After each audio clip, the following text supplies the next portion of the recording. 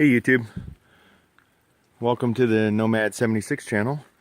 And I'll start off by apologizing for the kind of the deceiving title, but this is the amount of around about the amount of cost of materials I have into this greenhouse project. The main structure, if you've seen any of my previous videos, was already there, and all I did is enclose this part with plastic for now. So we'll go check it out a little closer and go inside. Okay, so I had to frame in this area, and I have around about $50 in wood, and then actually probably a little bit more than that, but no, I didn't use it all on this project. I still need to frame in this part up top here so that I can sheet that with plastic, and then the plastic was like $50, a little more than $50 for a 100-foot roll. And I didn't use 100 foot because the 100 feet, because the lengthways it's like just shy of 12 feet, and then width, I think if I remember, it was like 10, right around 10 feet. So I didn't use all of it, obviously. So I have plenty left. And if you see, and before you make comments about not using pressure treated, this project is somewhat temporary, because I do plan on putting actual plastic sheeting on it this summer after I'm done using it for this spring. So a lot of it was constructed temporary. I prefer to use wood screws or like deck screws and stuff like that, because then I can just take it back apart if I need to. Same thing with these little fur strips here, the furring, just little wood grabber screws in there, and that does a lot better job than just a staple. Obviously, it's not going to completely hold this from in a heavy in windstorms, which definitely will get this spring. The doors just made out some more fur strips. I don't remember what it was, like 3x1s ish. So and then if you notice, obviously there's a little bit of a gap here, but I do plan on bringing in more soil, so that'll fill most of that gap. Then I do have kind of the excess rolled up here.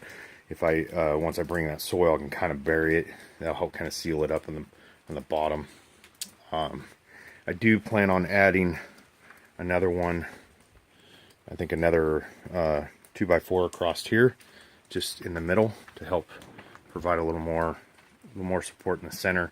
Plus that'll give me a location to, once I do buy the sheeting, to mount it, because I can mount top, middle, bottom.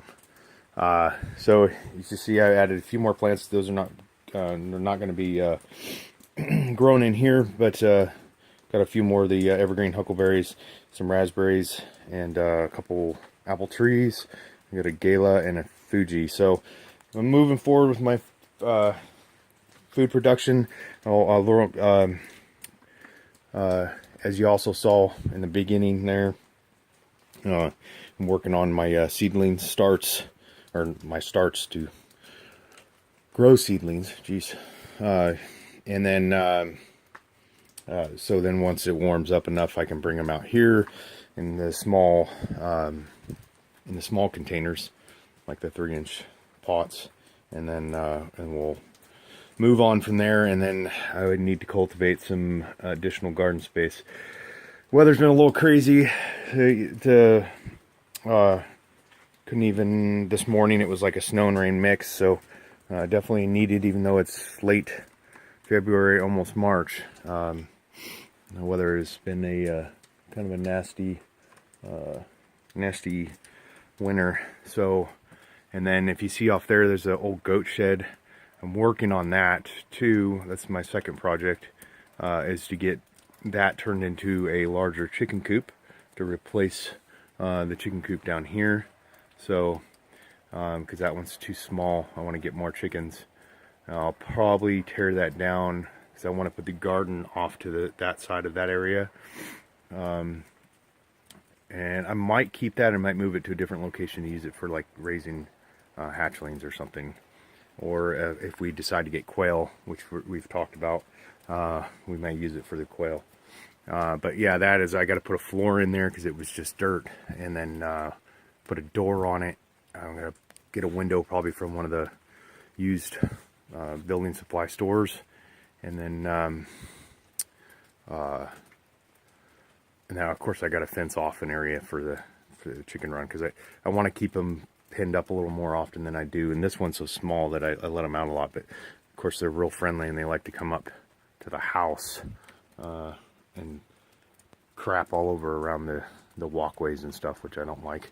So if I could keep them down in that area, I'd be fine, but they insist on coming up near the house. So all right, well, thanks for watching this update video. Like I said, I'm just wanted to share with you guys that